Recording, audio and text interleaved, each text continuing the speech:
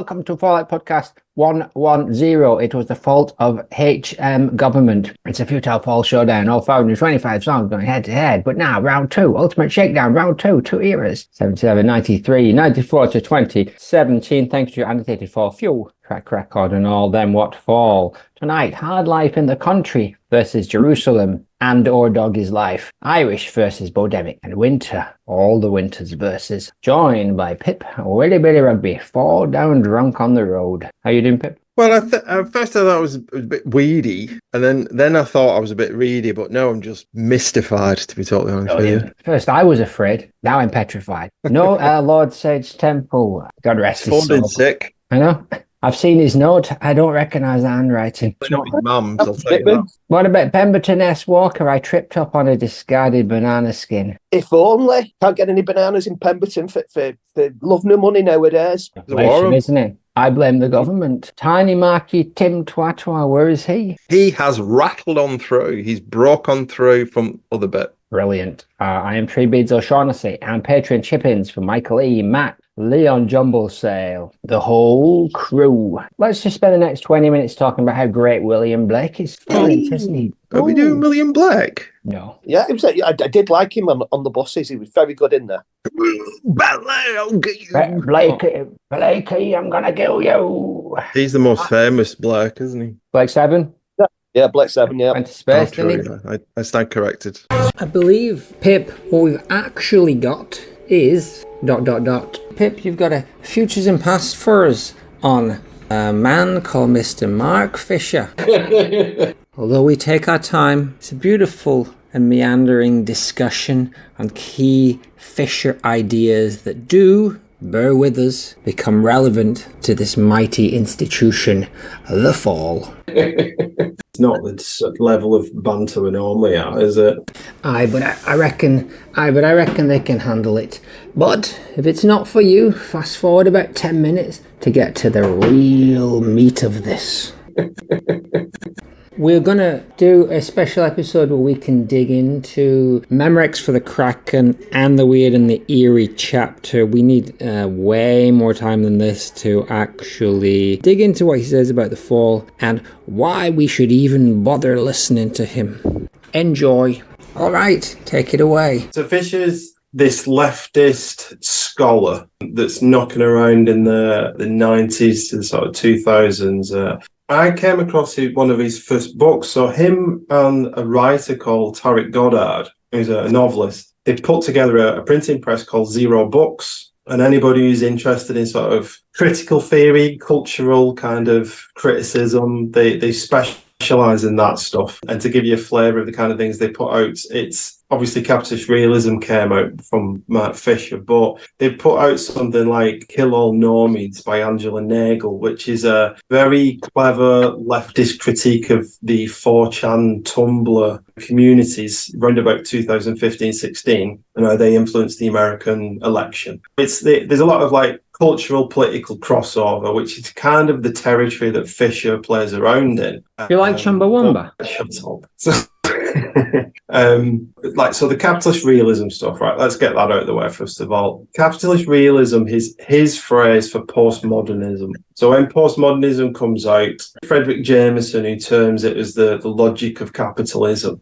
Oh, postmodern, is that the bad one? Is that the French people? The nihilists? Is that the French nihilists? Yeah, it's not like that. So Fisher takes it one step further, really, and says that capitalist realism, or the phrase that Margaret Thatcher came out with, which is there is no alternative to capitalism, is what has become the mainstream view. In fact, it's so ubiquitous that it's virtually impossible to think of a way of living that isn't influenced by capitalism in some way, or the consumer society, that type of thing. So that's what he's getting at, because realism is like a philosophical term, isn't it, about having to make pragmatic choices about the way reality works. So to put those two things together, he's really talking about our relationship with everything else around us. So obviously music and culture becomes part of that.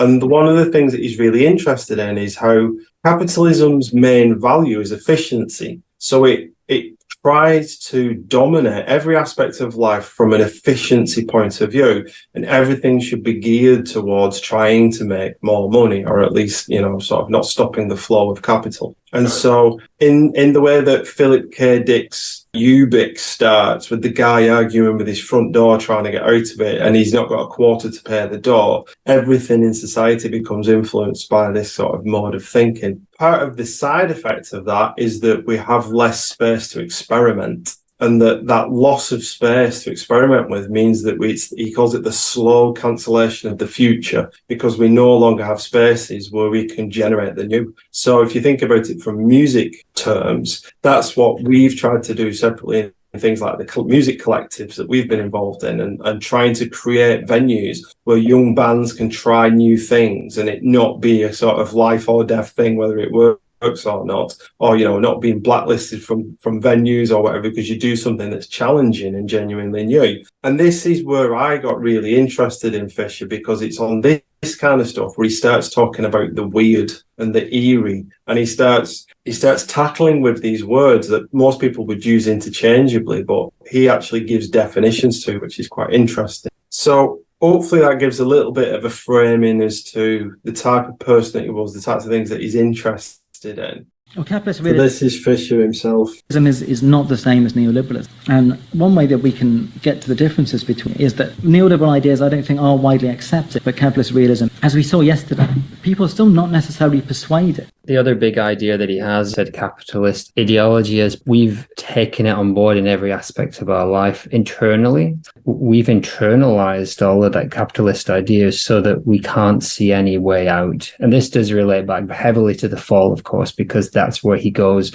with his critiques and he uses the Fall. But yeah. The other thing that's musically related is hauntology. Hauntology. As Jack Derrida might say. Hauntology, as I understand it, is because of this slow cancellation of the future and this lack of space for culture to create new things, whether it's music or anything else, it starts to develop a nostalgia for a future that never will happen. So I remember in 1999, a mate of mine who I used to go drinking with was talking about how amazing New Year's Day was going to be this time round, because we'd all get our silver jumpsuits and our flying cars, because that's what we've been promised since the 60s, is that the year 2000 would be this high-tech Wonderland utopia type thing. And that's obviously not going to happen. Even in 1999, we knew that was not going to happen. But it still creates this nostalgia for so much investment that's gone into something that we know that's not going to happen. And so he starts to use this term hauntology to describe that type of feeling. And when talking about Mark Fisher's ideas of lost futures and of the cancellation of the future, it is important to first be familiar with hauntology, a term coined by Derrida. Derrida used the word hauntology to refer to the way in which we never encounter things as fully present, as fully there. In all of our experiences, the present is always mixed up with the past and the future. That which is present is always mixed up with that which is absent. We can only make sense of any present moment by comparing it with the past and anticipating the future. Love Jack Derrida. He picks on a few bands and the label Ghostbox, but like you were saying, Bren, he uses this critique and he uses bands on his famous K-punk blog, but especially the F.A.L.L.O.U.T.P.O.D.C.A.S.T to kind of tackle some of these issues. And the F.A.L.L.O.U.T.P.O.D.C.A.S.T is one of the bands that he uses to actually describe the weird. Yeah, is the essay in The Weird and the Eerie part of Memorex for the Kraken, or is it different? He touches on some similar things, but he doesn't explore them in the Memorex. Like you were saying, it's more of a review of the songs. He's trying to make a different point in the weird essay. Who can put their finger on the weird? It's taken me more than 20 years to attempt this deciphering. Back then, the fall did something to me. But what? And how? Let's call it an event. And at the same time, note that all events have a dimension of the uncanny. If something is too alien, it will fail to register. If it is too easily recognized, too easily cognizable, it will never be more than a reiteration of the already known. When the fall pummeled their way into my nervous system, circa 1983, it was as if a world that was familiar, and which I had thought too familiar, too quotidian to feature in rock, had returned, expressionistically transfigured, permanently altered. I didn't know then, that, already, in 1983, the Fall's greatest work was behind them. No doubt the later albums have their merits, but it is on Grotesque, 1980, Slates, 1981, and Hex Induction Hour, 1982, where Group The reached a pitch of sustained abstract invention that they, and few others, are unlikely to surpass. The Fall extend and performatively critique that mode of high modernism by reversing the impersonation of working class accent, dialect, and diction that, for example, Eliot performed in The Wasteland. Smith's strategy involved aggressively retaining accent while using highly arcane literary practices. In doing so, he laid waste the notion that intelligence, literary sophistication, and artistic experimentalism are the exclusive preserve of the privileged and the formally educated. But Smith knew that aping master class mores presented all sorts of other dangers. It should never be a matter of proving,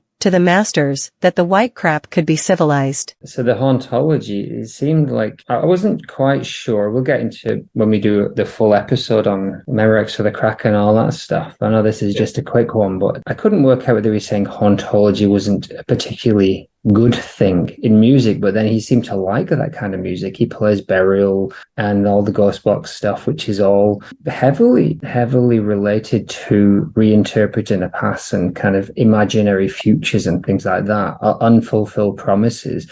But he seemed to say that was a bad thing and how it was great that the Fall didn't do that, but he also seemed to love that music at the same time. Well, this is one of the reasons that I think his ideas are interesting, but I don't know whether I subscribe to them. Do you know what I mean? I think they're interesting models to play around with. So I share some of that kind of confusion. I mean, it's very difficult to come up with big ideas that don't have some paradox in them, isn't it? But sure. And especially when you're talking about subjective things like music and culture. But one of the things that I'm going to predict is when we start getting into the hauntology stuff is we're going to have a bit of a humdinger about did music end in 2005, which is one of the things that Matt Fisher argues is that there hasn't been any new music, a bit of a Fukuyama end of history kind of move. I think I can answer that one for you. No, that's wrong. But I think let's get into it when we get into episodes. Let's not agree to disagree on that. Let's just fight. If you're going to read us a few bits to whet our appetite. Well, there's a bit in Capitalist Realism at the start where he is trying to set out what the point of this sort of essay is. So Fukuyama, for those people that heard him, is the guy in the 90s who said when the Berlin Wall came down, it's the end of the Cold War, capitalism's won, and it's the end of history because there is no argument now about what's the best way of running the world. Capitalism is obviously the best way, which is, again, obviously one of the stupid things that only academics believe. Fukuyama's position is in some ways a mirror image of Frederick Jameson's. Jameson famously claimed that postmodernism is the cultural logic of late capitalism. He argued that the failure of the future was constitutive of a postmodern cultural scene, which, as he correctly prophesied, would become dominated by pastiche and revivalism. Given that Jameson had made a convincing case for the relationship between postmodern culture and certain tendencies in consumer or post-Fordist capitalism, it would appear that there is no need for the concept of capitalist realism at all. In some ways, this is true. What I'm calling capitalist realism can be subsumed under the rubric of postmodernism. Yet despite Jameson's heroic work of clarification, postmodernism remains a hugely contested term. Its meanings appropriately but unhelpfully unsettled and multiple. More importantly, I would want to argue that some of the processes which Jameson described and analysed have now become so aggravated and chronic that they have gone through a change in kind. Yeah, what's interesting when we get into the Fall is he calls them pulp modernism, i.e. they're not postmodern, they're not responding to a million different strands of different perspectives. They're trying to nail down the truth, which again, another contradiction that I'm not really sure where he's coming from with that. But well, this is where it's going to get interesting for us to get into, because on a personal level, this is a conversation we come back to time and time again, isn't it, about postmodern and modernism. Especially with this band, The Fall, who was so blatantly modernist in the way that they set themselves out. But one thing that I would put out there is that I prefer capitalist realism as a term rather than postmodernism, because I like Bruno Latour. I don't think we've ever been modern. So that's something else I'm going to throw in the mix. Yes, so he wrote the essay Memories for the Kraken, which is in Excavate and other places on his K-Punk blog. And then there's a chapter in The Weird and the Eerie on the Fall as well. And there's a few other bits and bobs here and there. So today, but I reread Memories for the Kraken today. Yeah. It's essentially just a review of the 3 albums, right? He starts off reviewing Dragnet, and then he does Slates and Grotesque. So he talks about all 3 of them in order, with Slates like nestled in the middle. So he does talk about a good chunk of songs like Witch Trials, Figure Walk, Spectre vs. Rector. Well, thank you very much. That was a dip of the toes into the world of Fisher. Like we said, we'll do a big exploration of Memorex of the Kraken and the Weird and the Eerie chapter, where he really does dig into some ideas about the Fall that I certainly hadn't thought of before. Food for thought. We'll do all the Fall bits. Get Ezra on board. He's never short of an opinion on political and sociological things, and let's see where he goes. Well, but now on with the main event. Life in the country. Let's go first. Experience. Let's go first. The first song what is up tonight is Hard Life in the Country off Room to Live, the ill-fated LP from 1982. Let's have a... tell you what, Phil. Let's have... Why don't we have a bit of a listen? Anytime now. Boom. Do you know what? I had it set up. I had it all set up ready. It's because you're a professional. True. Brilliant. Give me more time to have a bit of a chow down on my Aldi wasabi, mate. They're nice, them. I've had them wasabi ones. Yeah, Bit it's like weedy. it's a bit reedy. Is that what he said? Bit weedy. Bit reedy.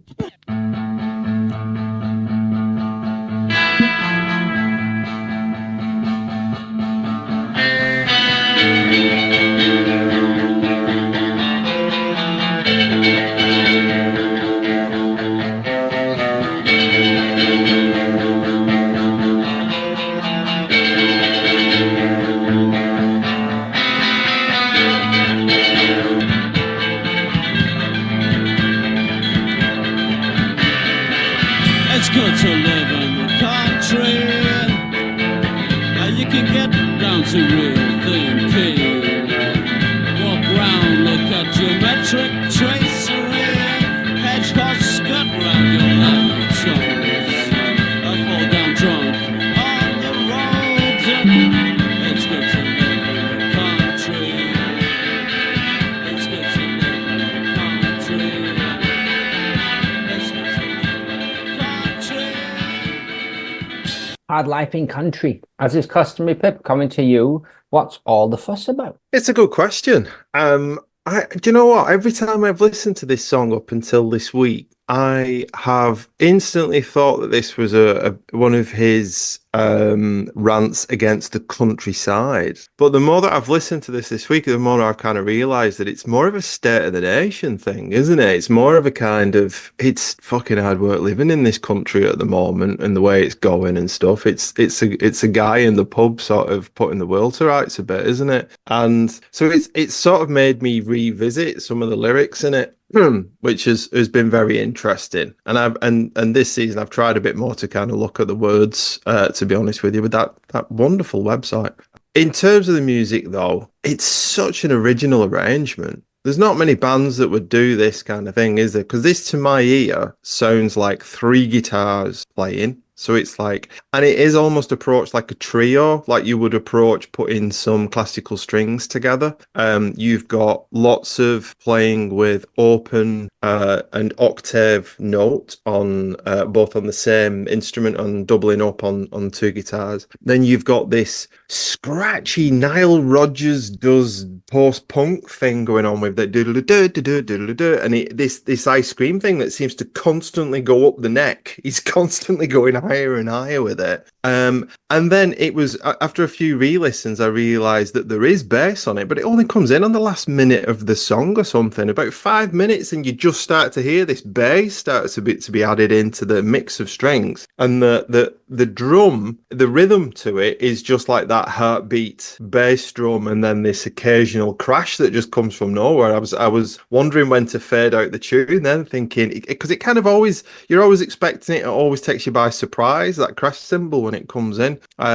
So the music's great. The other reference I had was like Glenn Branca or something like that. It's like that kind of approach to guitar as string instrument, isn't it? And that sort of build I that know you can way. get. Yeah, well, you can get with those type of approach to arrangement, and it creates this really off-kilter background for Merck to then weave this story over the top of it, or these observations really that he's making about the country at the time, and where he takes sort of digs and stabs at sort of sometimes quite odd targets, where D. Bowie gets mentioned quite a lot as being this sort of reference point to the super cool, too cool for school kind of crowds, the new romantics that are coming over the hill and all that kind of stuff. And then you sort of feel like class tensions as the villagers sort of gather around and all this kind of thing. So it feels like a very 80s kind of song, very early. It's the transition from the 70s to the 80s socially, I think.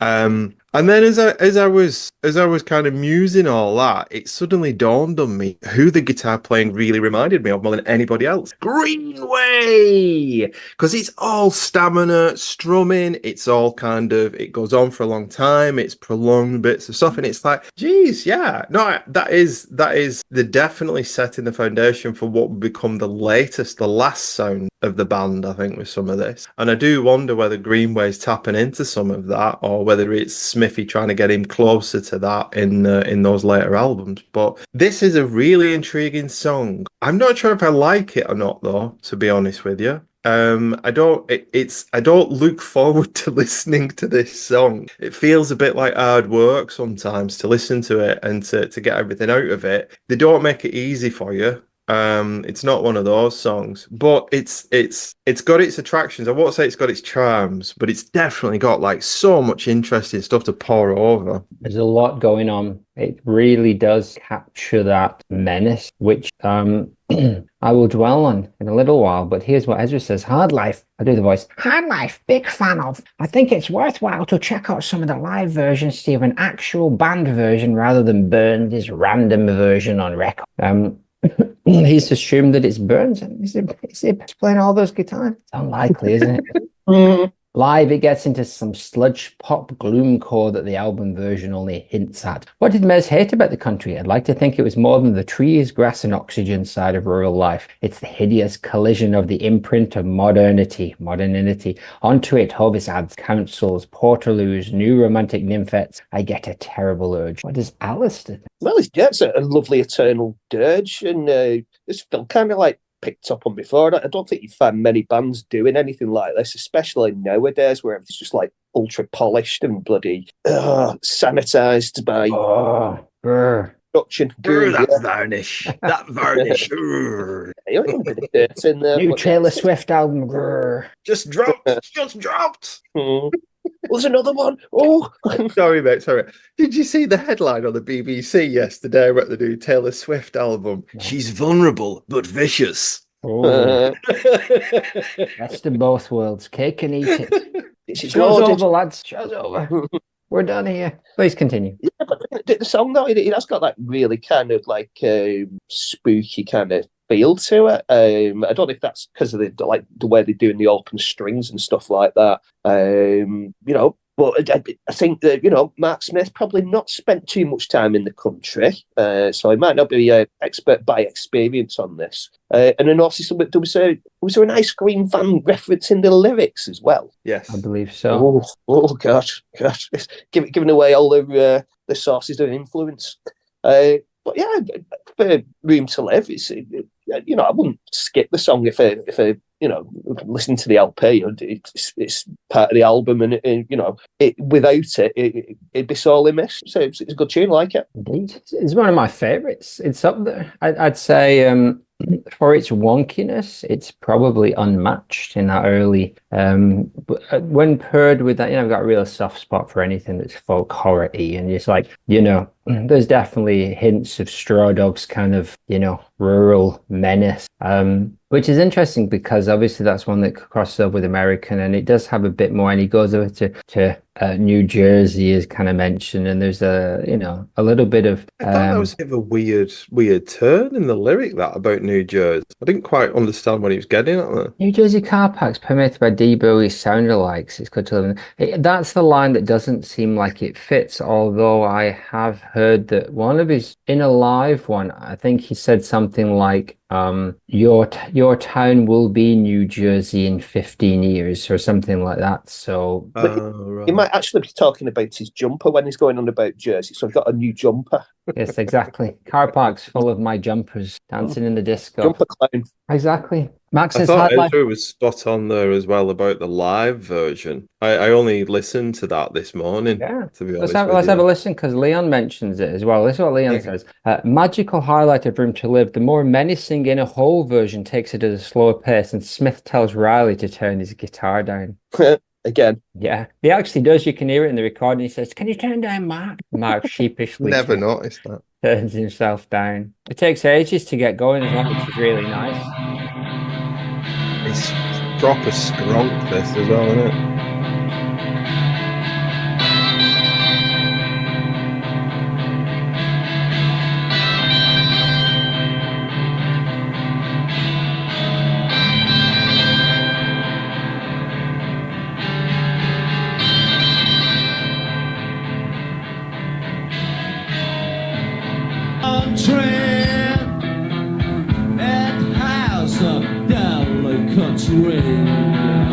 Your romantic nymphs come over the hill.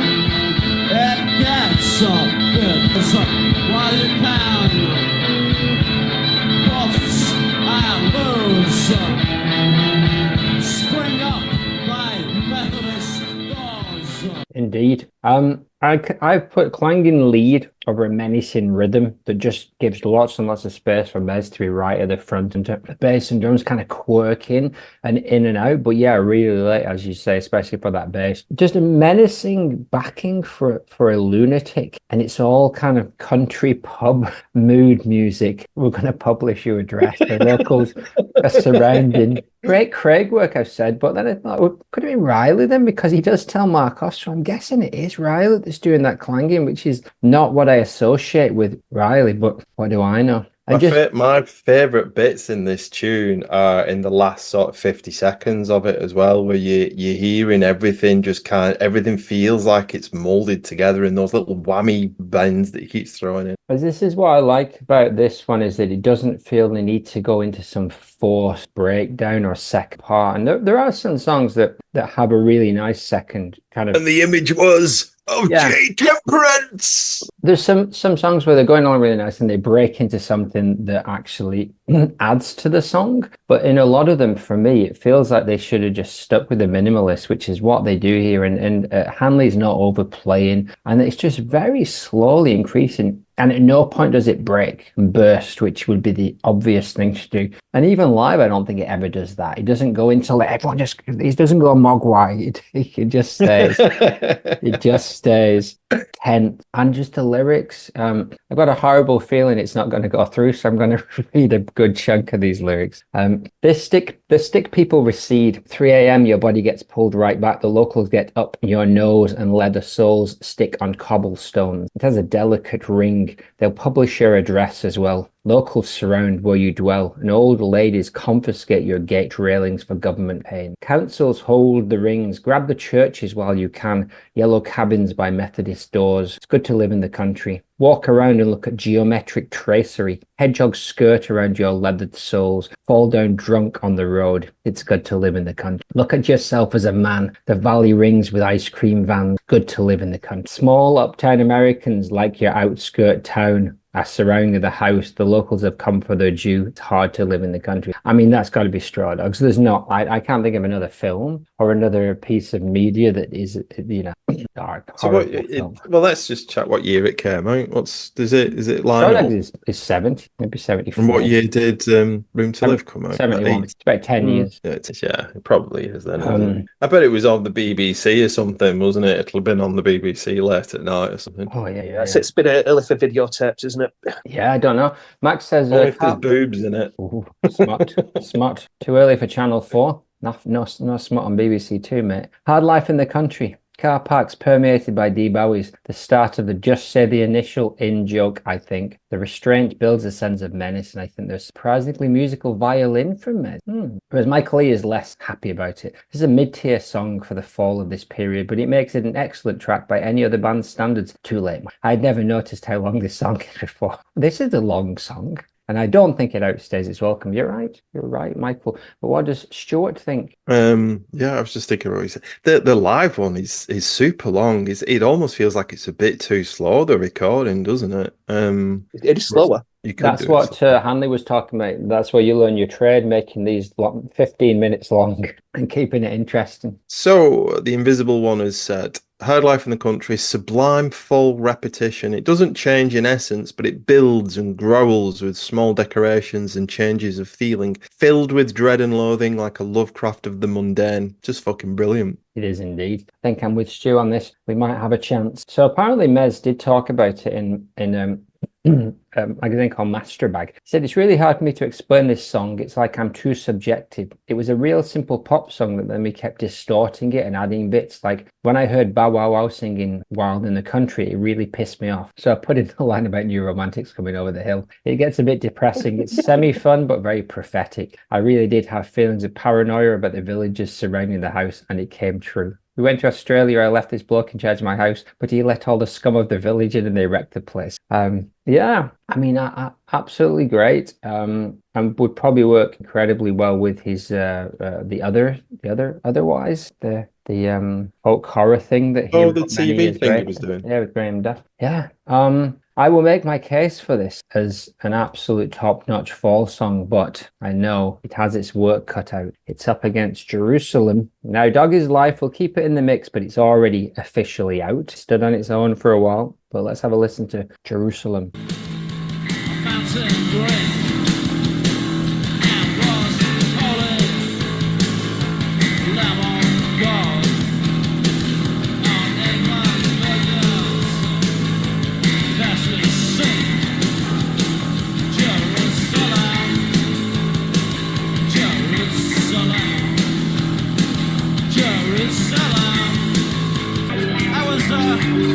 Very let down with the budget.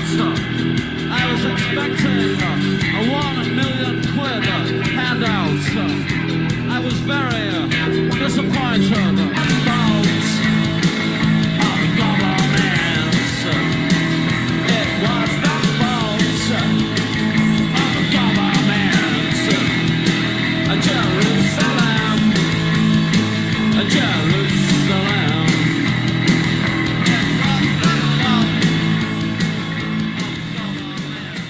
Always is, isn't it, mate? Always is. Alistair, what'd you make of Jerusalem? Well, I wrote some notes for it, but none of them make any sense, really. So I'll get on with it. It's the habit of a lifetime. Oh, yeah. It's going on about cats on leads being vicious bastards. But yeah, it's probably very topical, isn't it? Like, especially at the moment. But yeah, there's really nice grooves on it when the drums kick in, and you got the rhythm section doing their thing. That's brilliant. The drop down bit is, it don't really go anywhere. I quite like the wah effect on the guitar, which you don't hear very often with the Fall. I think the telephone thing, there's a bit on there, and actually there's a lot on there. But yeah, it's a great tune, catchy. Production possibly could have been better, but at least it's not sort of extricate kind of production. But it's a bit of a folk classic in it. It's got its flaws in there.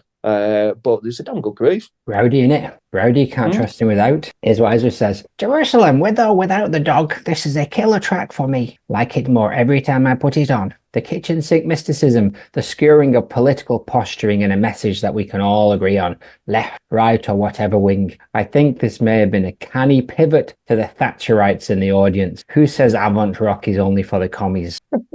Speaking of...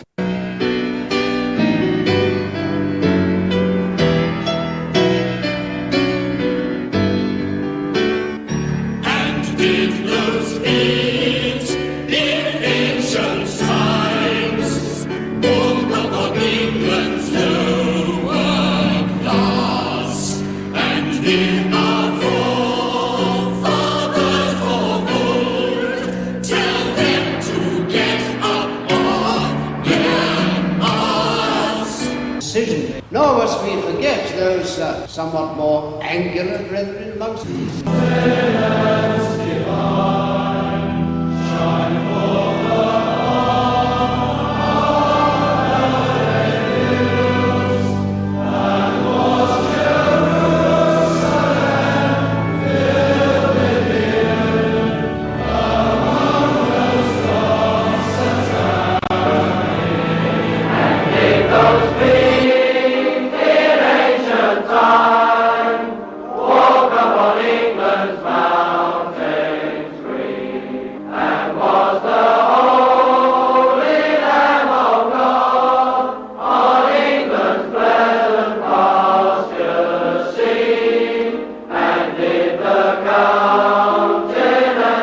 You know, it just struck me, as we all know, that Jerusalem is just so entrenched in English media, English culture, as that spitting image and Pender's Fen and The London's the Long Distance Runner. So those, one of them is a political satire, one of them is a critique of English pastoral life, and another one is about the English working class. And all three were able to use, both at face value and satirically, Jerusalem, which is of course what they've done here as well, right? It's kind of which is brilliant, where he's kind of playing around, and if they did it straight, you wouldn't know. You'd be like, okay, where are they coming from? Especially this is supposed to be about the invasion of Britain by the Dutch, the welcomed invasion. It's like, how does that fit in, especially after a rant about dog? But then of course he just makes it very clear by doing the old like, I fell over and I banged my head on the street and I'm absolutely disgusted, right? To reply kind of, you know, mocking the socialists. So I'm not a fan of the music. I think the music is perfunctory. I think it's all right. I don't think it's particularly great. There's some nice spacey synth, some kind of generic twangy kind of funky cat. Bit of wow, I don't mind. Kicks in like a three-legged cat. But for what it stands for and for the humor of both the doggy's life part and the man on the street, absolutely brilliant. Three-legged cats, though. They're Manx cats. Exactly. IOM filth. Max says, you heard about that Blake. This is clearly too long. I can hear Cy getting tired towards the end. But a great rollicking tune preceded by some of Mez's more accessible poetry. Tough call for this one. Who was that? Is that Liam? That's Max. Max. What's Jerusalem do for you, Pip? Yeah, I mean my head went on a similar sort of train to yours, really, about the music and the baggage that it comes with before even, you know, the band's got hold of it, really. And because it's like an alternative take of the unofficial national anthem, isn't it? And it's always, since it was composed, it's always had that status, I think, hasn't it, as a song? It's like whether it's patriotism or nationalism, people can read what they need to into that song. With Blake's quite mystical lyric, which you know, again, a very open interpretation. I think there's a whole industry, isn't there, of Blake interpretation when you get into it. But that all being said, I kind of agree with both of you about the music. I think that I made exactly the same assumption as you did, Ben, about that it just feels perfunctory. There's nothing particularly exciting going on from what they're playing. But I almost had the opposite view of Max. I think it kind of gets better as it goes along. It almost feels like they're getting into it a little bit more. And sometimes it doesn't matter how complicated it is what you're playing. Sometimes if you give it some welly, it just kind of works, doesn't it? So, and I think they get it going by the end of this song. Mezzy's turn on it, I just think is tongue in cheek. I just think it's funny. I think it's we've talked before, haven't we? In fact, we talked with Mate Brammer about Albion and the idea of mystical England and what it can be and the spirit of it and all that kind of stuff. And that's, for me, that's what Jerusalem's always been about. And then it's almost like he says, and when you fulfill that vision, what is it? It's somebody falling off in the road going, the bloody government, I'm going to get some money for that. The budget, why didn't I get £1 million in the budget? And as someone who's worked for years in the public sector and for several years for a city council, I can confirm that is what it's like working with the public, because everything's your fault and everything's your responsibility as the council. So I totally get that. I totally get his. Have you been injured at work? Exactly. And it's almost like that was it was the start of those adverts as well, wasn't it? And everybody going, it's getting too litigious in this country, it's getting more like America every day and all that kind of stuff. So I think that stuff as well there's a few ways of established, reading right? it in In the States, but we got that stuff a few years later. But by that point, and you would have known this, it was well established in the States, that kind of pro. Well, I'm sure it would have been a conversation between him and Bricks, wouldn't it? It's especially. I have been injured at work by a guitar being thrown at my ex-wife. Precock. He did. Hang on, let me see. Did I have anything else to say about that? It struck me as a bit Wyndham Lewis. It struck me as a bit kind of every class gets what it deserves. Sort of sharpness to his lyrics. But yeah, no, that's all I've got with him. I mean, I think, and that's why it is both a great and a terrible choice of it, because it can be whatever you want it to be. But I think if you look at Doggy's life plus that middle bit, there is almost like a critique of everybody in both of those things. So like with something like English Scheme, where he just scattershot, everybody's going to get a... Well, I'd not thought about it in the context that you said before about the William of Orange thing, because that is what they've written it for. And that is a strange period in English history, isn't it? This welcoming of the invasion of Dutch royalty. I know, but that kind of thing was going on all over Europe at the time. So, it wasn't just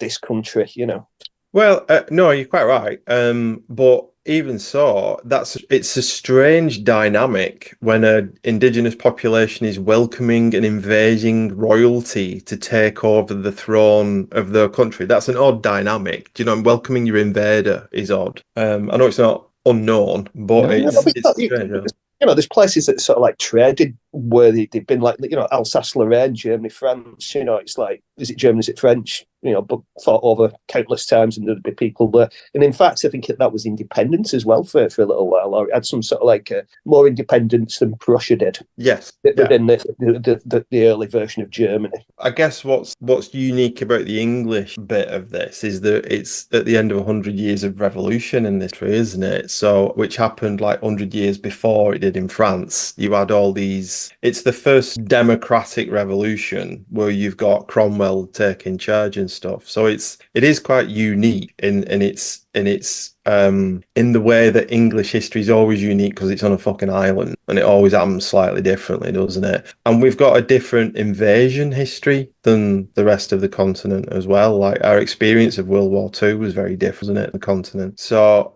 and not to take anything away from either, but where I agree with you, Al, is that that whole background of changing who's in charge, but it's all between families, basically. It's what's going on is quite strange. And I think that period that this play ballet is set in sets out modern England, doesn't it? It's like that's everything that happens after the 17th century is what we class as modern England or modern Britain, whichever way you want to carve it up. So there's a reading of this that the feet that are landing in ancient times are William of Orange, and he is bringing in the industrial age. It's a bit of a stretch, but given that it's in a play about William of Orange and making allusions to saviors, but well, we're I think Smithy. This is where I'm going to start sounding like on the Brammer interview, where Smithy gets his finger right on the historical pulse. There is that's what sets up all the central banks around Europe. The 17th century is when all the central banks get set up, and it's that takes charge, because that's really what he's getting at in Hey Luciani, isn't he? It's money. It's the money behind it. Of course, right. Which is much more clear, and it's not quite clear what he's getting at in Curious Orange, right? It's kind of it's not that it's weird. A fellow at work yesterday, I'm talking to, he goes, my wife was a ballet dancer, and we saw Curious Orange. I was like, what? You saw it? He's like, yeah, I went and saw it with the big hamburger and all that. He said, I don't remember anything. Had the conversation. How strange. Did he have any photos? Nothing. No memories, no photos, nothing. We should get him on. We need to get 2 hours out of that. Easy, innit? I don't remember anything. Stop asking me questions.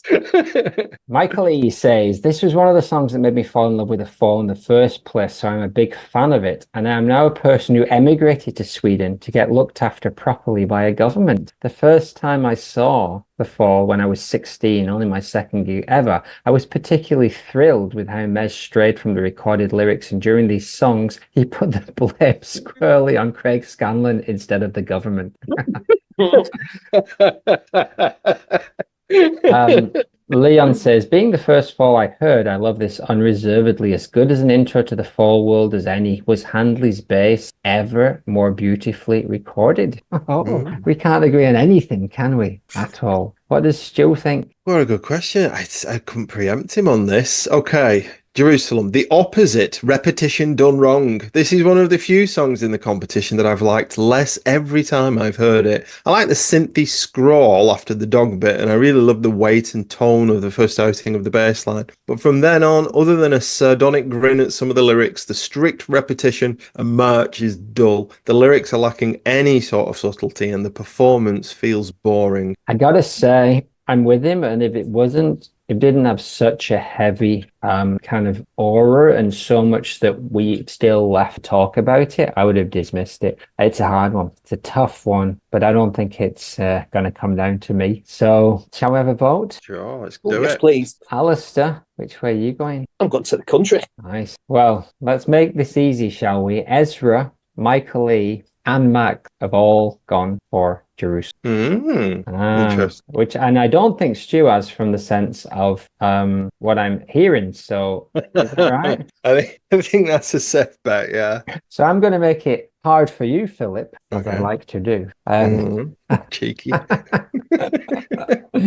going for Hard Life in the Country. Okay, so is it my casting vote then? Well, I might surprise you then, because I do think Jerusalem is a bit lightweight, Smith, and I think the music, whilst I don't dislike it, there's nothing in it that grabs me by the lapels and makes me sort of sit and listen.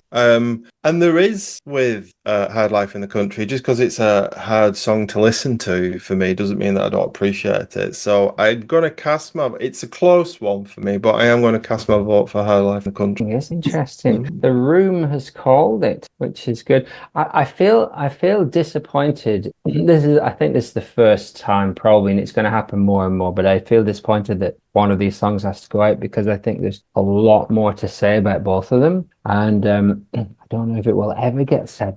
Moving on. We failed, haven't we? Irish versus Bo-Demic. Let's have a listen to Irish Remix.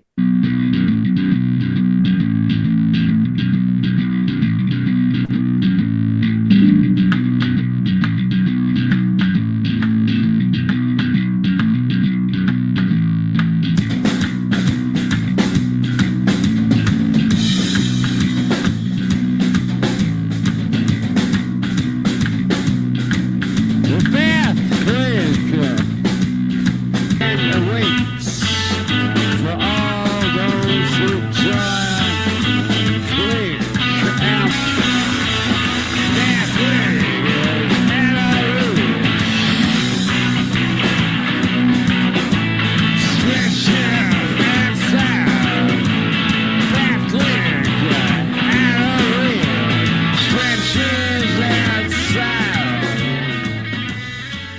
way was being paved for him the whole time, and all we were just waiting for Greenwood. He arrived with this absolute piece of magic. Philip, what do you think of Irish?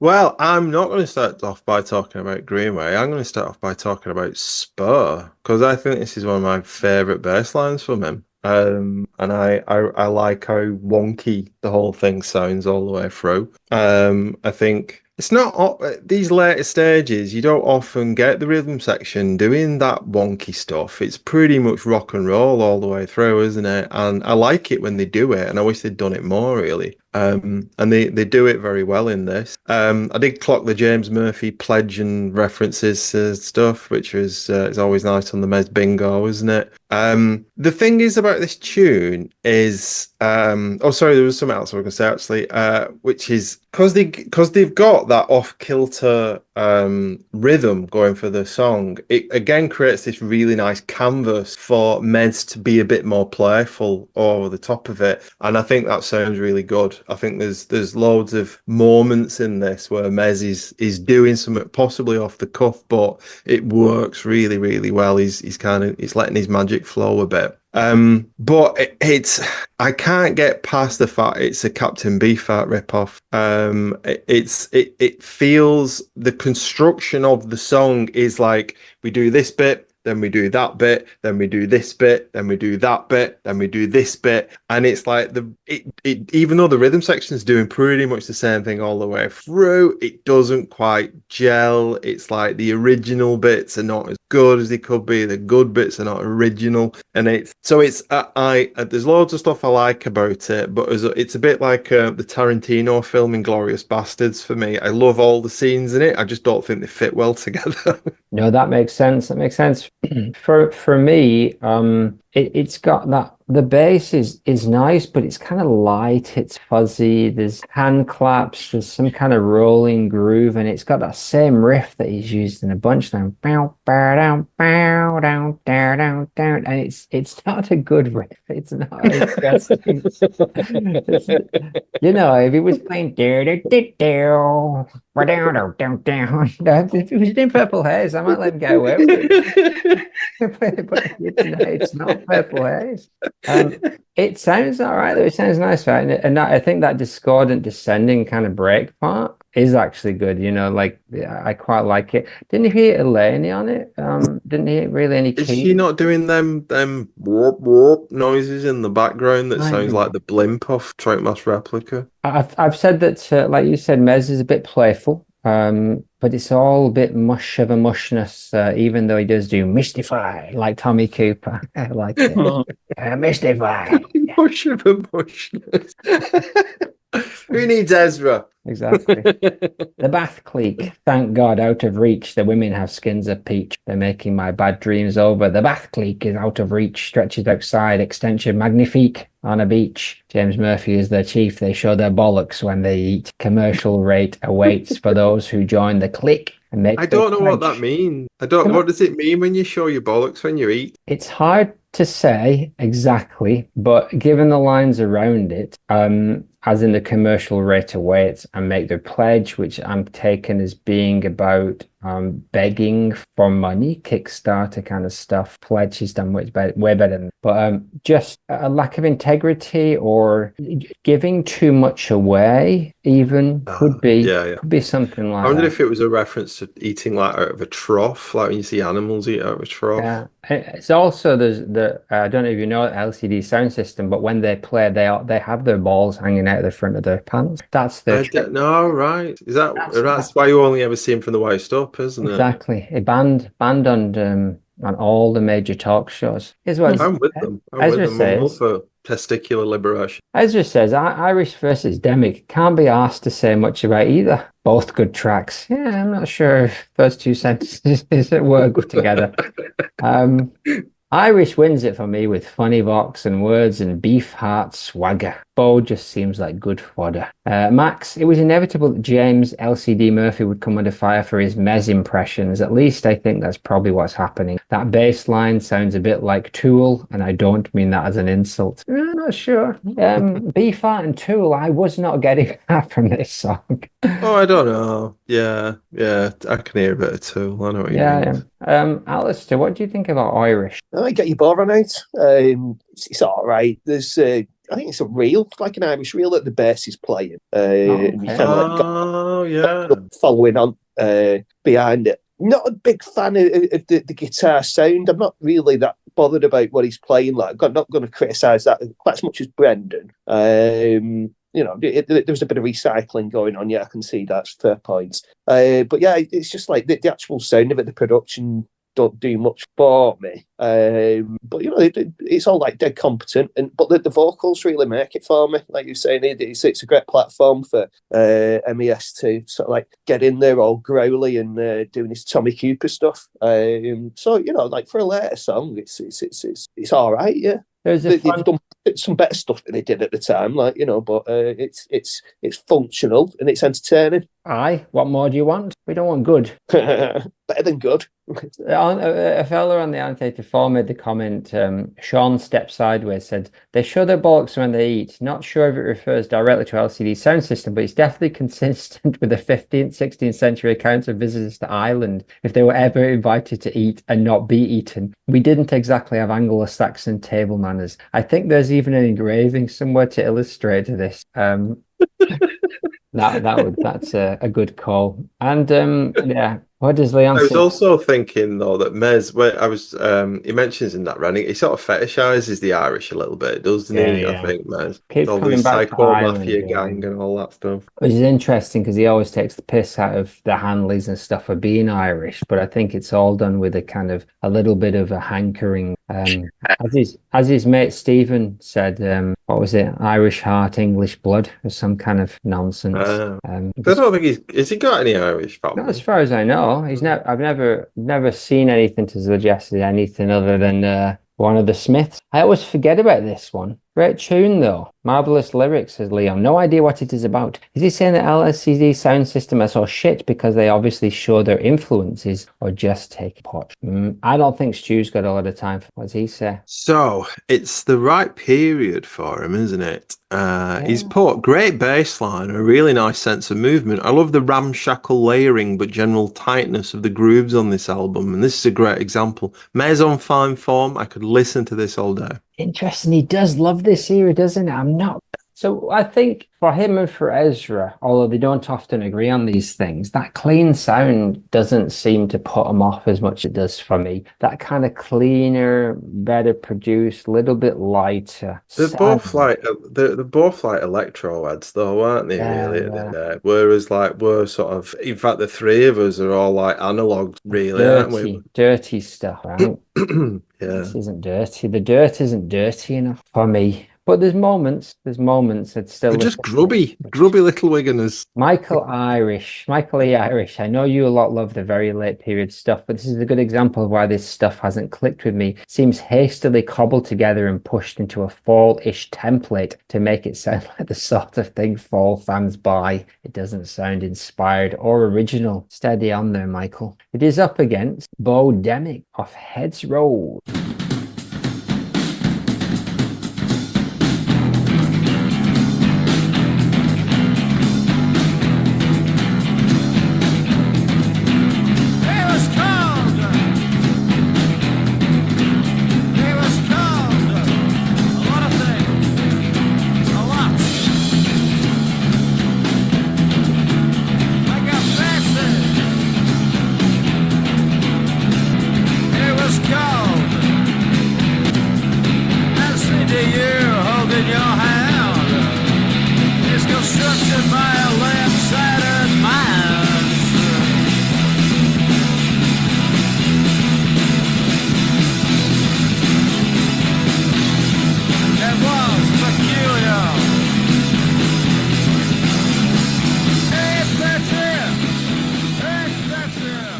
You just wanted to keep that bit where he says, "Hey, fatty," didn't you? I did. I'm that obvious. You're the one for me, fatty.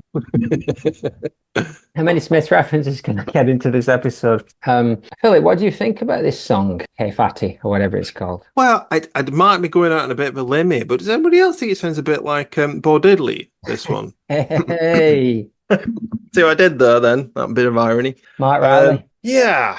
How do I think of it? It's fun. I don't dislike it. It kind of bounces along, and I think compared to the last one, which is of a similar sort of ilk, I think really it probably edges it for me.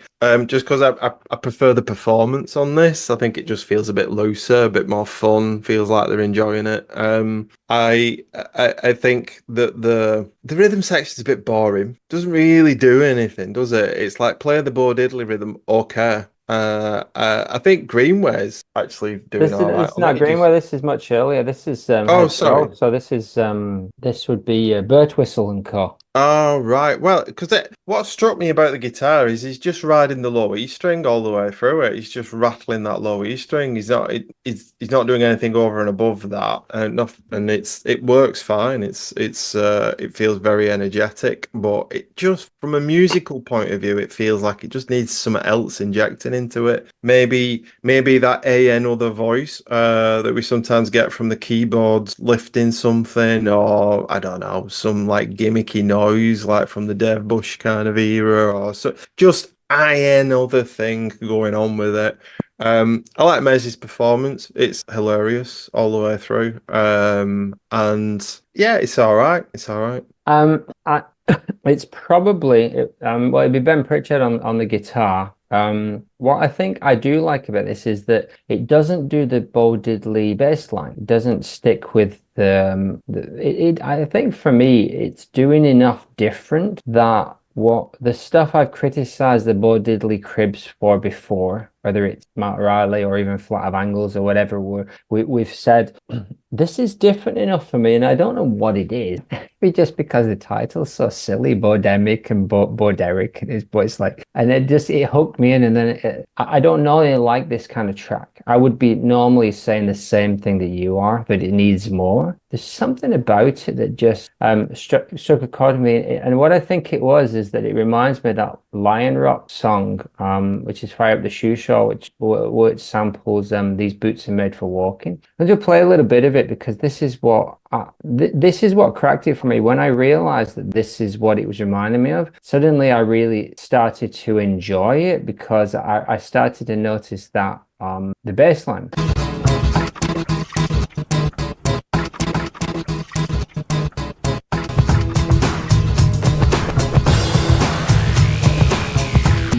Bit of a stretch, I'll grant you that. But when it uses that descending bass line over that kind of shuffling Bo Diddley beat, I don't know, it did something for me. I like it. I think it was head and shoulders above Irish, which didn't have that same kind of charm.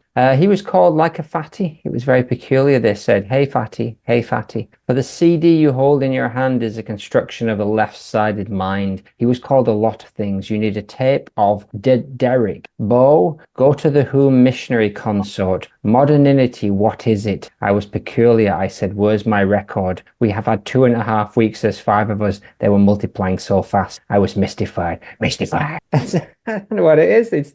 There's something about it that's very fall, that's very charming, that just reminds me why I love this band, and I cannot put my finger on what it is. What about you, Alice?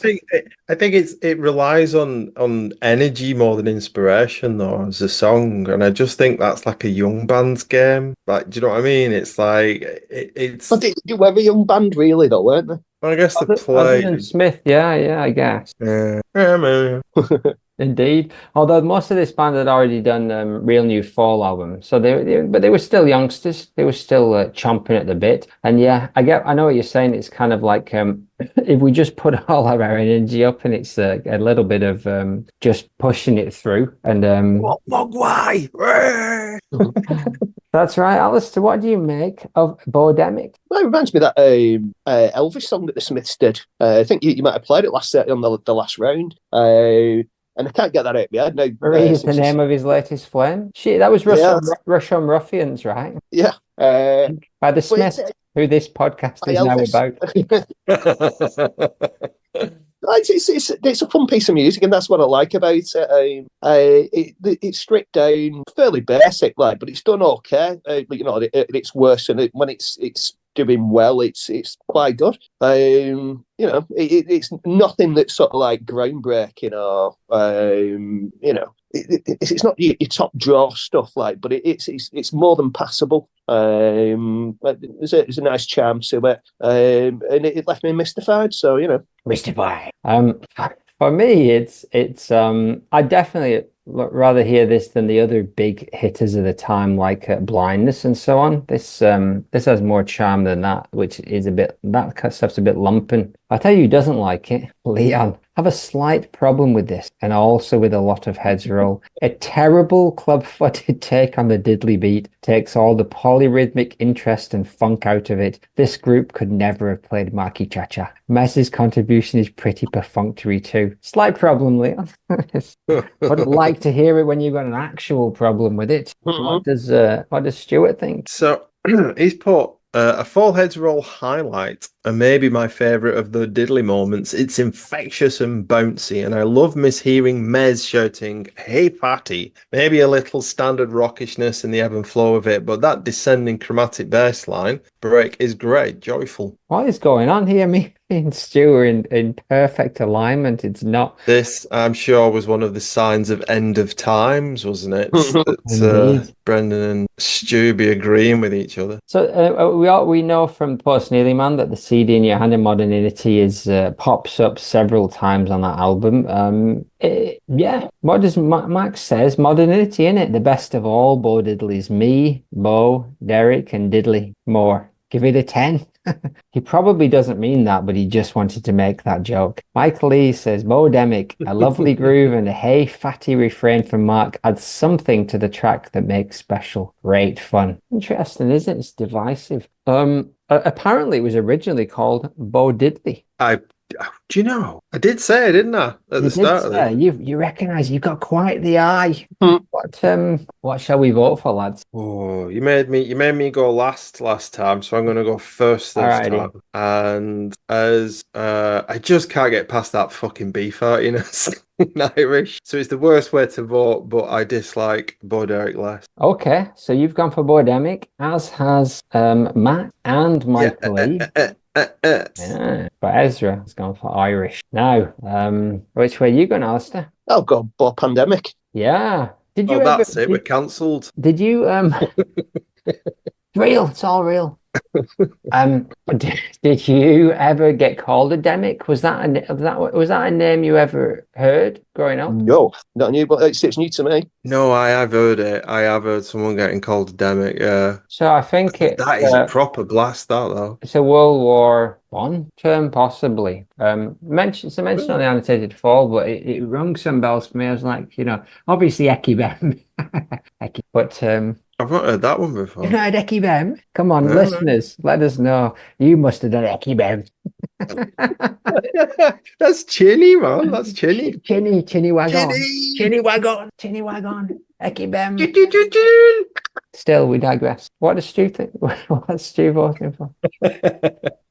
Well, I don't think it's that much of a surprise that he's gone for Bo Demick. So have I. I thought it would have been what did he call you? Closer. Exactly. So easy in it. And now we're coming down to what might be the easiest showdown of the evening. Winter versus some other track from the 90s.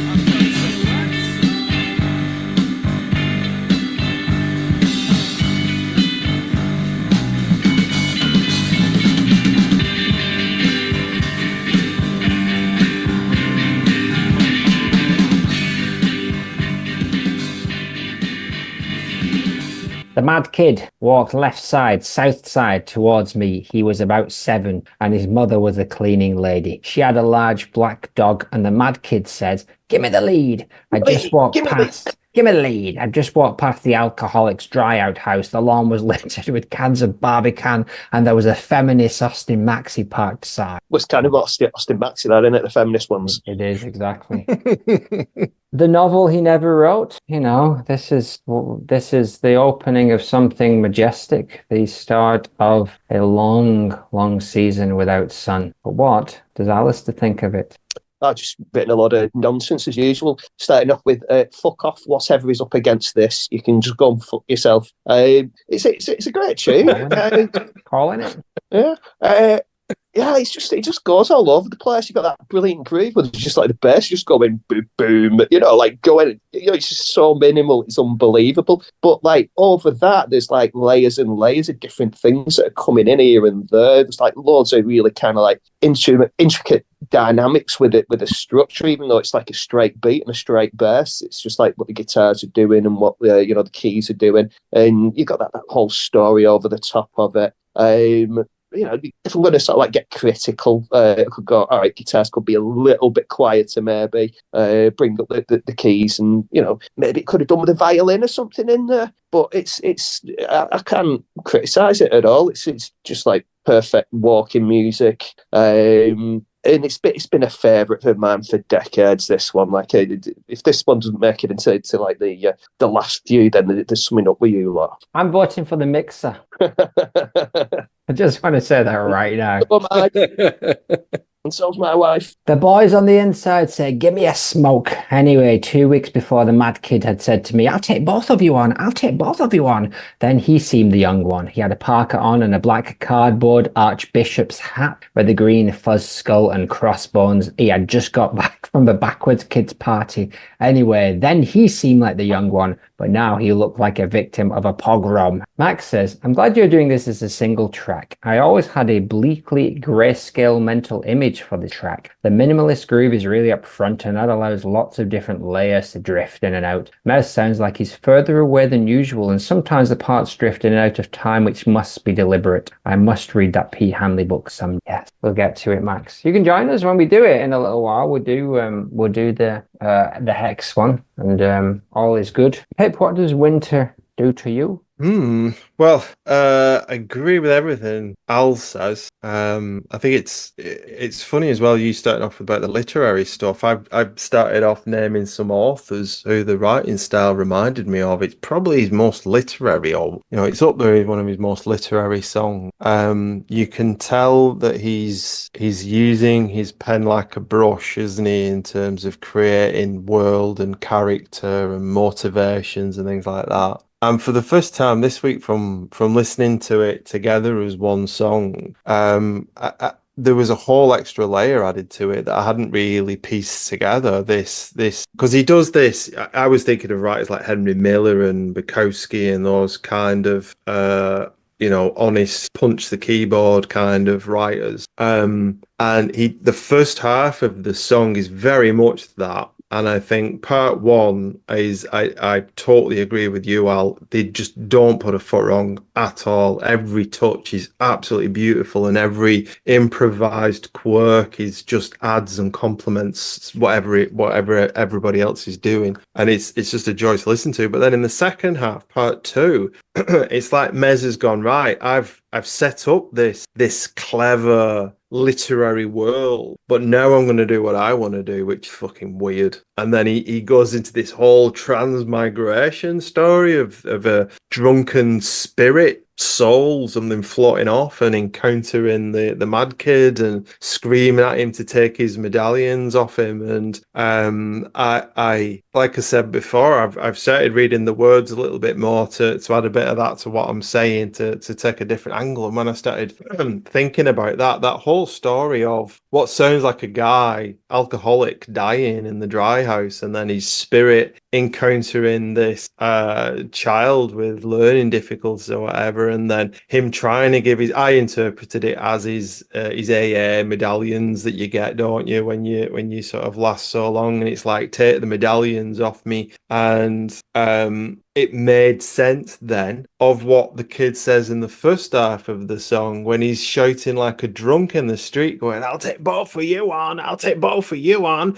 It's like the drunk from the second half of the song screaming out, and it's like that instantly made sense to me as I saw the song as one piece. And it's like, if he'd have ever got round to actually writing a novel, you know that it would have been absolutely chocker of stuff like that. There would have been so many layers to it. It would have been like a readable version of that book by Alan Moore. I think it's brilliant. Indeed. On the first floor of the dry outhouse was a replica dartboard, and the man on the floor, his soul went out of the window over the lawn and ran into the mad kid. "Please take this medallion. Please wear this medallion. It is no sign of authority. I'd rather go than put it on, courtesy of Winter." Soul went into the kid. Man on the first floor said, "I just looked around. In my youth, it was Soul." So I forgot to mention one thing there, which is my only criticism with this really is, and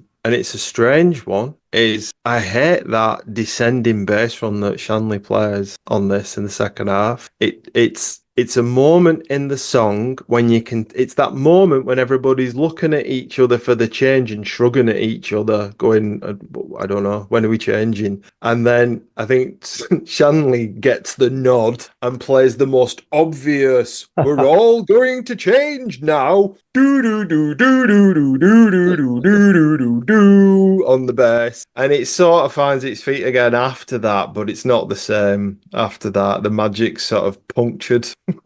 And I would never ever say anything bad about Anthony's playing at all, but that one bum move just kind of punctures it for me, really. And it's a one take and done, isn't it? Almost Exactly, certainly, right?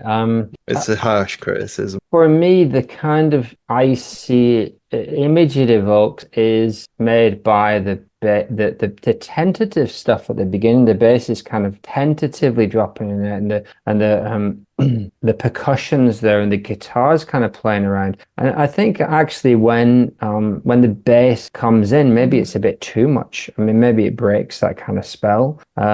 Especially when I think about the plinky plonk of Iceland that kind of sets that up. But still, that shuffle and clang, especially from the guitars, is I mean, that's it. If you listen to this song and you don't like it, then you're not gonna like the Fall, basically. I got no soul. Yes, you're soulless. Meditative Mez is just giving us enough to ask, what is this? And you imagine kind of like playing it over. And I think I think breaking it, for sure, a practical reason, does break it. I think it's far better when you listen to it together. Although interestingly, I do like the fact it does fade out and come back in. I would kind of keep that because there is a natural thing that happens just before that break where the keys have come in. The keys have just started to come in. And then I listened to part two, and I've never really considered that part two is musically much different, but there is a little bit more open space, right? It kind of like, especially Craig, I think he starts to really play longer kind of notes, longer chords, and really kind of stretching his legs a little bit. And musically, it might go on a little bit too long, but because of the lyrics, I just wanted more. It's like, so one thing that we read a few weeks ago was the Lead of Heaven. Did you mention that in Flight of Angles? I think you mentioned it in Flight of Angles, right? So it's another one of the songs, isn't it? Because that was the one where you were referencing Hounds of Tinderloss. Right, yeah. Although but it's one we've done recently, and I remember the conversation. So that sent me off reading the Lead of Heaven, and so I followed various times, isn't it? Yeah. So I followed up, and after that, of course, the next one that you read from, her big one is Ursula Le Guin is Left Hand of Darkness, and the alien planet that the embassy representative is hosted on is called Winter by the Visitor. It's the name of the planet. So I kind of got bored halfway through. It didn't engage me. It's a very anthropological kind of take on sci-fi, shall we say. A lot of talk about how more my book than yours, that. Exactly. A lot of talk about how they interact with each other rather than fight. Anyway, that is kept that put that sci-fi idea in my head, which had never really been in there before, and I couldn't shake that he must have at least come across that book, and he must have known that that planet was called Winter. So, but there's nothing that I could suggest that it would make a clear, obvious link. But that link is there for me, and so there's the the mysterious kind of side when it comes in towards the end, like you say, when it starts to get a little bit more magical. That for me fits perfectly with somebody who isn't of this planet, and this isn't Earth that we're talking about. It is a Earth-like strange planet for me, which makes it magical. That's enough. That's all I want. Let me tell you what Stu says. Go ahead. So he's put a heavy weight of atmospheric sprawl that is content to spread out a panoramic view of terraced house and cracked fences with eyes peering from within alleys and spirit matter delivered via gusts of biting wind. It's just magical. The heaviness they build in bursts is gut-wrenching. One of Shanley's best bass lines too. Do you know what you've got in my head, actually, with that Ursula Le Guin thing now? Have you ever seen that Alphaville, the Godard film? Oh, where yes. it's a sci-fi, Yeah. but it's set on another planet like Earth, and It's so a he noirish disappears. sci-fi, right? Yeah, It's yeah. brilliant. Yeah, it's really good. It's some of the tricks they pull in it to make you feel like it's otherworldly. I like it. It's a good movie. But That yeah, you've made that. Yeah, I'm going to re-listen to Winter now, thinking like that, and see if that gets my head canon. slightly parallel, which is what Dick would do, right? Exactly, I remember yeah. the thing of like you wake up one morning and the light switch is on the right rather than the left, and then you're like, oh, Exactly, yeah. And another one of his tropes is also having a kid with learning difficulties or a okay. mental health problem or something like that becomes somehow involved and entangled in the plot. Well, that was also like when we did look at Flat of Angles and I came at the Hounds of Tinderless, but it's a noir story. The song itself doesn't have any supernatural in it, So obviously. that's a William Burroughs trope, isn't it? There's loads of the Agent Lee and all that in Naked Lunch and Ticket That Exploded, and there's always the Venusian conspiracy going on and all that. Yeah, Michael Lee says it's a hex track, and so it is fantastic. Cutting the track in half with absolutely no regard for where it is cut was made a really we don't give a fuck statement. I think the form must have been supremely arrogant at this point, but certainly had the tunes to back it up. Kind of disagree. I think it probably was made because that was a point where there was a lull in the track, but I take your point, Michael, for sure. Leon, however, requests a game with time. Hey, Mark, could you just once more explain the system for measuring intelligence using the number of lights, please? 10 out of 10. Peel version, 11 out of 10. Some mad kid has gone through and found every reference of the songs. Martin has gone and then made a list of all the points. I saw that. 11th of July, That is 1981. brilliant. That is Genius. brilliant. As soon as I saw that, it's like, thank you. I'm so glad somebody's done that. Genius, mad kid, most of us. Dog, 2 lights. It reminded me, what's that quote that Ezra always comes out with? The Donald Pleasance quote about the still mind is God or something. It reminded me of that bit. Yeah. I can't remember, but it's stillness is God, something like that. Mind is mad or something. Slow mind is controlled. Still mind is God. Yeah. I'm surprised you didn't bring up Walking Widdershins, Phil. That's not normally. Well, here's what was really interesting in the annotated fall. Somebody brought up Widdershins, which they talked about being the left-hand path. Can't surely sinister. Can't just be a coincidence. But no, there's a reference in this, isn't there, to South Side, which I took as like a left-hand reference as well. It comes on the left side, South Side, something like that. And I look forward next time it comes around to us trying to get into what the story is exactly, because again, if you want to spend 20 minutes reading through all the theories on said website, there's a lot of really interesting stuff. But Smith, this is why I said this is the novel that was never written, because I think of all the songs, this is the one that has so much setup and so little payoff. 2 white birds cross the sky, they look like krakens, and sometimes that little makes me tremble. The mad kid had 4 lights. The average is 2.5 lights. The mediocre has 2 lights. The sign of genius is 3 lights. There's 1 light left. That's the 1 light. That's the science law, courtesy of Winter. Oh la la. Yeah, there is somebody does call it straight up as a story called a Martian time slip. Well, I that's a don't Philip K. Dick novel. I That's what I don't was thinking about, actually. Yeah. I don't remember what happens in that one because there's one where the entire family has a slip in time, right? And they go out of the house and then they wake, like they go to sleep, and the next day it's been like they wake up in a post-apocalyptic world, and then they Is go this to a short story rather than and they go to yeah. sleep and they wake up like in a normal world, and they're kind of like, what should we do about this knowledge that has been granted to us? Anyhow, lots of digressions. We need other people to keep me on track. Is that have everyone had a chance? Everyone said something. Have we done everyone? Have we done what Ezra said? Sure, probably. Good enough, lad. Should we play the mixer? Yeah, go on.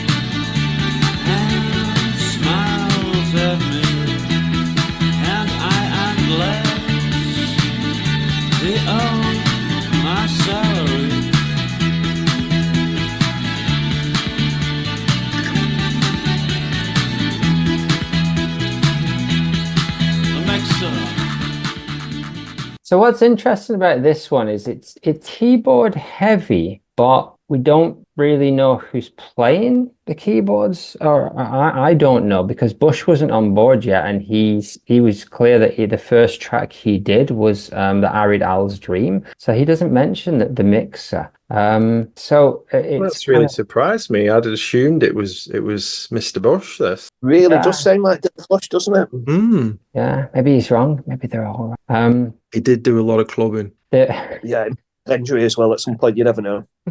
Working with Mark, most people who work with him have had a head injury. Exactly. The reason why I didn't read anything for Ezra about Winter is because this was his comment. Winter obviously wins, so I'll write a little bit about the mixer instead. He didn't write anything about Winter. The mixer is awesome. Love the drum machine, the castanets are to die for, and the whole dinner party, melancholy adult pop vibe is also to die for in my book. The lyrics are ace. I feel there's some obtuse connection of religious iconography and advertising iconography with the mixer in Espanol restaurants, surrounded by clapping crowds and Comic Sans sweat. That's the title right there. I find the synesthesia of it seriously impressive, and with the high-fire gear demo outro as well, there's a kind of Barosian storming of the control towers aspect to it. Really awesome track. Said it before, I'll say it again, he should just write his stuff every week. Although he's good in person too. Yes. Good indeed. Phil, what do you think of the mixer? I really like this. I think it's really listenable as a tune. And it's a bit of a strange one. I can't quite put my finger on what I enjoy about it, but I mean, it's because it reminds me so much of Middle Class Revolt and the stuff that I like off that album. It's got a similar kind of vibe to me. I mean, well, who am I kidding? It's those castanets, isn't it? Every time they're coming, that's the best bit. I really like it. It just charms me. It's one of them. It's a song. It's a track you can put on, and you could quite happily sit and listen to it, or I can quite happily go and do something else. So it's yeah. I don't really know what else. You are take it or leave it. Is that what you're saying? Take it or leave it. I think it's a bit more. In a word, nah. No, that's what I put for my notes. I am close to sort of condemning it with fair praise here, am I? I really like the fiddle in it. I think the fiddle's really good. Indeed. I don't know what else to say. It's meh. It's not what you come to the fall for, but it's not what you come to the fall for. It's a sweet track. And Max says it's probably the best thing on shift work. It's nice enough. Is that enough damning with faint praise yet? Alistair, what do you think of the mixer? It's very polite, isn't it? You know, it does have its moments that kind of where the redeeming qualities come out in it, like, you know. But it's a bit on the bland side for me. I mean, the violin's nice, and you know, the sort of like the castanets and the hand claps, a la sort of Frank Sidebottom, is all right, but it's no Pumpkin Soup, is it? You know, it just seems to lack that piss-taking quality to it. It's like they kind of attempted it a little bit, just like, oh, we'll stick that in for a bit of irony, you know, that'll piss some people off. But they're not doing it enough. They could really get into that, trying to annoy the shit out of your audience. Well, do you know what, Al? Do you know what you totally remind me of is, because I'm glad you've said it wasn't Dave Bush then that did this, because it does sound in places like somebody riding the autofill button on a keyboard, doesn't it? You know, the button that automatically puts the drum fills in when you like a Frank Sidebottom type thing. It does sound a bit like that in the background. For me, it's that's it. But compared to like Pumpkin Soup, which was like that is like proper piss turkey. That one, like it's just that it's a bit kind of, I don't know, second draw material, second tier material. Yeah, we'll stick it on there, a bit of a filler. For me, you love it, don't you? It's your favourite fucking tune. I really do like it a lot. I like it a lot. I shared a song with you this morning, which is can't remember the band, the French band, which was a lot more jazzy than Cross Swords thing. Yeah. There was a lot more jazzy, but it was that same kind of vibe. It's like, if you're going to go that route, then go the whole hog, and I think that's what they've done. It's a really lush, nice AOR kind of, you know, indie. Flaming Sword. That level is Glock. Level is something like that. Anyway, they're really nice. But it was if you're going to go for that really rich, not quite jazzy, but you know what I mean, dinner party like Ezra. I think Ezra nailed it. Then I think this is spot on. I think this is one of the few where the unlike something like Pine Leaves, the synth are not fighting with the rock instrument, and the violin holds it all together. I think it works really. Synths, the violin, I think the rock stuff is a really sweet tune. I actually think Mez's delivery is really good, and even it's kind of like the humor in the lyrics about the mixer. I don't know what he could have done more to it, if there is any way to have taken it from. I still agree it's a second tier fall, sorry. But was there anything he could have done to take it up? Like, you know, because Free Range gets a lot of love, and sure, and obviously musically it's very different. But Smith does stuff on that kind of elevates it vocally, and I think Smith's just in the mix. And it's one of those songs where if he'd stepped up and done something a little bit different, it might have raised it. But I think it's not for everyone. I guess as a proposition, it sort of it takes as an assumption that you don't want different kinds of things from tracks on albums than you do on singles. You know what I mean? It's like we're of a generation that likes albums, that would listen to an album and think, yeah, I'm going to go there for an hour or whatever. Whereas and when you do that, it's just like you don't want a car with one gear. You want a car with at least 5 gears, don't you? So that you can take on different bits and you know, so the experience of listening to something over a prolonged period of time has variation. And I just put it down as one of those tracks. It's like one of those that kind of gives your heart a rest until the next thing that's going to shoot up your own tempo with. Are you engaged with it? I think the bits that amused me was that the misheard lyric in this one was in Aspinall restaurants. I wouldn't recommend going there at all. He does say Aspinall restaurants, doesn't he? Well, this brought the Espanol restaurants bit brought me to mind a bit in a Hanley book where he turns up one morning and he says they're opening a tapas bar, right? So I don't know if you saw that bit, Phil. Where he turns up one morning and they're struggling for cash a bit, and he tells Hanley that they met a chap in the pub and they're opening a tapas bar, and Hanley's going to be the chef, and then like 2 days later. 2 days later, Hanley goes, "What's happening with this tapas restaurant?" He goes, "And I saw the fella coming at the bookies. We can't trust him." And it was never mentioned again. Really needed a tapas bar in Altrincham at the time, so yeah. The mixer is close to me. He turns his head and smiles at me, and I am blessed. He earns my salary. The mixer in Espanol restaurants, the people and staff, they clap. The mixer sweats. In comic type letters, the voices are saying clap, clap. The mixer sweats. The mixer of Jamaican origin, born, raised in the US, observes the Victorian press. He turns his head and smiles at me. It's just delightful. And I think it was being sung in a lilting French accent. Island by the woman from Stereolab. Be the best song ever written. And you know who'd agree with me? Fucker up there. To be singing its praises all day long if Letitia Sadler was singing it instead of Mark Smith. Get on it. Michael E., I enjoy this one. There is a gutsier version of On the 15 Ways to Leave Your Man Live CD, which is itself as of a show I was at attendance at. I put that version on after your playlist finished and had such a good time. It swayed me into crazy vomiting territory. He said voting territory, but I thought he said vomiting. It swayed me into crazy voting territory. Interesting. Which version did he say? Said it's a live version on the 15 Ways to Leave Your Man Live CD. This one. Smell the sawdust burning from here, Phil. You reckon? Oh, yeah. Okay, do you want to hear it? Yeah. Oh, come on. Mark, turn your guitar down. Surrounded by nerve bags.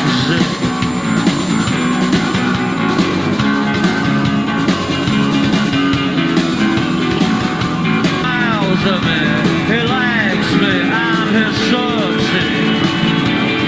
He understands me. Alexa, hold your fire.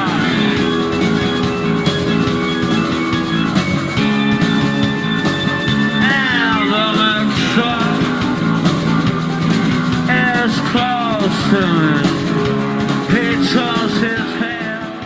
Oh, yeah, I'll be I checking think that now out. that we've heard that, it's winter's out of it, and it's curtains for winter.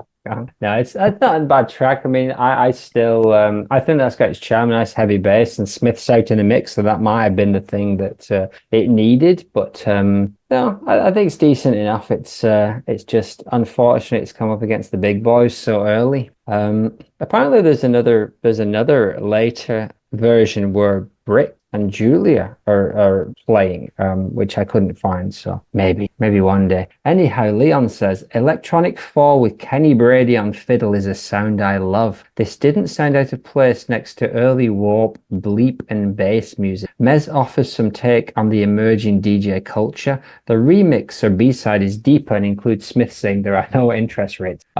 Yeah, what does anyone else think? Have we all said what we think at this point? I don't think I've told you what Stu said. He's put, this is a heartbreaking matchup. This song has made it onto every fall mixtape I've ever sent to a potential initiate. And I think it's both one of the most poppy fall songs that isn't shit. There's a sort of ache and yearn to it, and I find it makes me somewhat nostalgic for something I can't put my finger on. Shanley's on top form again here too, and I think his bass line is what elevates it musically from just a pastiche to a loving thing. Beautiful. Yeah, I think that's what it's like. The mashed potato one, as Al is, I get it, but it's hard to take it serious because it is obviously a piss take and a parody. But this is just on the right side of the right line, and shockingly, again, me and Stu in accordance. It's got to go on your marquee soppy though. Is it on your? We haven't talked about that for a while, Phil. We need to do that episode soon. We need to do the marquee soppy episode. We've got two. We've got the Marquis Soppy and the Metal E Smith. And we do have to do them both because last time, as was eerie, suggested a new playlist, which I have started populating, of Marquis Time Lord. Nice. So, yeah. I think Winter's got to be on that one. Are you calling Winter as a time travel song? Do you know what? Yeah, I'm calling it. I don't know whether it's a time travel song or it's a soul travel song, isn't it? So I don't know. Maybe we need Winter 1 and Winter 2, so there's some travelling. There is. Is it the same winter? Is it the next winter? Do they have a year off in between? That's what the gap is in the song. Exactly. Got to turn it over. Concept. Anyway, here's what happened. Ezra has voted for Winter. Max has voted for Winter, but Michael E, in his crazy, hepped up state after listening to that live at the Astoria, has gone for the Mixer over Winter. My goodness. Bizarrely, so Stu. Has he? No. I wouldn't put it past him. As a kind of. But I tell you what, he has put. He has put Winter 3, the Mixer 2.9. That's exactly what Ezra scored. Winter 3, Mixer 2.9. So it's close, but I feel that if it were actually close, it wouldn't. Where do you go? Which way are you going, Phil? I'm going for Winter. Yeah, it's no great surprise there. Me too. And Alistair? I'm going to go for Winter twice. So one for winter 1 and one for winter 2. So Fair Legit. enough. Legit, 2 legit, 3 legit to quit. So we have Hard Life in the Country, DemmickWinter going through with Jerusalem Irish, a mixer, going in the bin where they should be. Second-rate fall songs, as Alistair said. Second-rate garbage. Wasting our time with this. Come back when you got something to say. your uni-bombed Premier League shites. Your boys took a hell of a beating. The end. Next week, we're going to have a look at those live bonus episodes from 1986 and 1987. But you can only hear. Give us money. It's true. Cheap shills. Early. And then the week after will be the non-fall. And then we've got 3 weeks off. Oh, Okay. Yeah. is there anything? Or is We it just talked like about it being electronic a while back. So let's have a chat in the bunker and see whether we still want to do that. Yeah, let's have an electronic one. All right. Sounds Let's good. call it. Let's do it. All right, bud. See you later, bud. Bye. Scarlet Smith.